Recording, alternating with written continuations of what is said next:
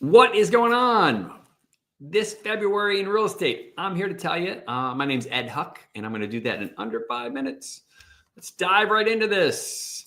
So, interest rates. Interest rates are in the high sixes. They continue to be in the high sixes. They were in the high sixes in January. They've actually ticked down a tiny bit, 0.08% from where they were the middle of January. So they're actually about 6.87. And I continue to, that's probably going to continue to stay there currently for the foreseeable future would be my guess. Number of new listings hitting the market this year to date versus last year to date. We're actually down. We're actually down about 8% as far as number of new listings. And this is for Cuyahoga, Lorain, and Medina counties. Number of homes available for sale is actually up about 10%. So we're going to keep a close eye on that as we continue to march through the winter here. We're not quite sure if some of this is because people are holding off because of this cold weather we've been having. We're actually having a more what I would call normal winter, where it's staying cold for long periods of time, and we see snow on the ground for weeks at a time. Number of homes pending is actually up this year to date versus last year to date. So more houses have gone under contract. Interestingly enough, less have sold year to date, which all that means is last December 2024, we were kind of slow.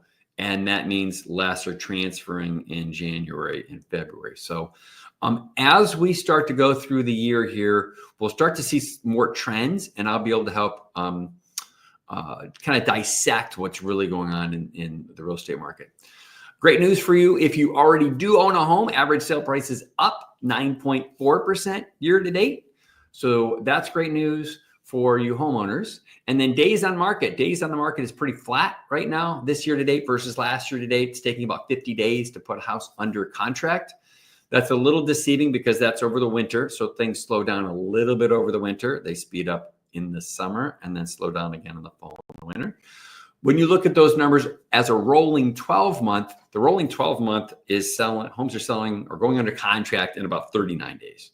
So it's still a very strong seller's market. So if you look at the graph on the far right-hand side, you can see that our month's worth of inventory is right at about 2 months worth of inventory. If you look back at January of 2024, we were at about 1.8 months worth of inventory. And then if you go back in 2023, we're at about 2.1 months worth of inventory. So we see we're kind of right around this 2 months worth of inventory number.